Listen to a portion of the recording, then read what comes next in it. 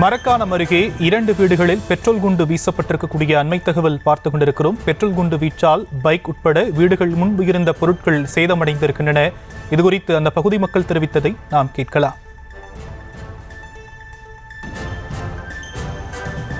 1:30 வீட்டில் எல்லாரும் சாப்பிட்டுட்டு உள்ளே போய் படுத்து தூங்கியாச்சு. நைட்டு ஒரு 12:30 அந்த டைமில் வெளியே ஒரு பீர் பாட்டிலில் பெட்ரோல் ஊற்றி அடித்து வெடிக்கிற மாதிரி ஒரு சவுண்டு கேட்டுச்சு.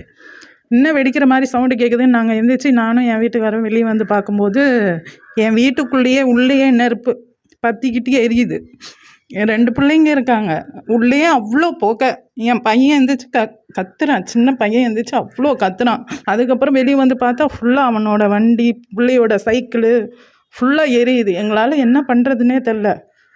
அதுக்கப்புறம் என் வீட்டுக்கார் காலையில் போலீஸ் ஸ்டேஷன், கோட்டக்குப்பம் போலீஸ் ஸ்டேஷனில் போய் கம்ப்ளைண்ட் கொடுத்தாங்க. அவங்க இங்கே எல்லாமே எடுத்துகிட்டு ஃபோட்டோ வீடியோலாம் எடுத்துகிட்டு போயிருக்காங்க.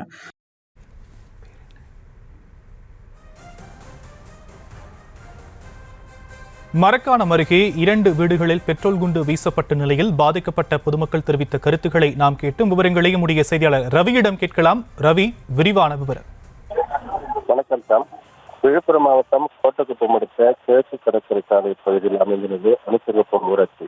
நம்பிக்கை நல்லூர். இங்குள்ள மீனவர் பகுதியைச் சேர்ந்தவர் சுரேந்தர். இவர் கடந்த 2 ஆண்டுகளாக சிங்கப்பூர் நாட்டில் வேலை செய்து வருகிறார். இவரது மனைவி சிவிதா. இவர்களுக்கு 2 பிள்ளைகள் உள்ளது.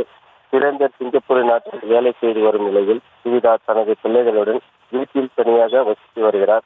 கடந்த சில நாட்களுக்கு முன்பு அதே பகுதியைச் சேர்ந்த மீனவர் புகழேந்தி என்பவர் சிவிதாவின் வீட்டிற்குள் அத்துமீறி நுழைந்ததாக கூறப்படுகிறது. இது குறித்து சிவிதா கோட்டக்குப்பம் காவல் நிலையத்தில் புகார் அளித்தபோது போலீசார் நடத்திய விசாரணையில் புகழேந்தி சாப்பாட்டிற்கு குழம்பு கிடைக்க சென்றதாக கூறப்பட்டது.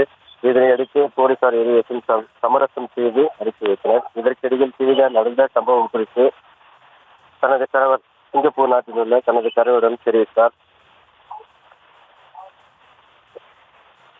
விமான வசதி உடனடியாக இல்லாத காரணத்தால் கடந்த 12ஆம் தேதி சிங்கப்பூரிலிருந்து 13ஆம் தேதி புகழேந்தி வீட்டிற்கு சென்றார். புகழேந்தி தன் மனைவியிடம்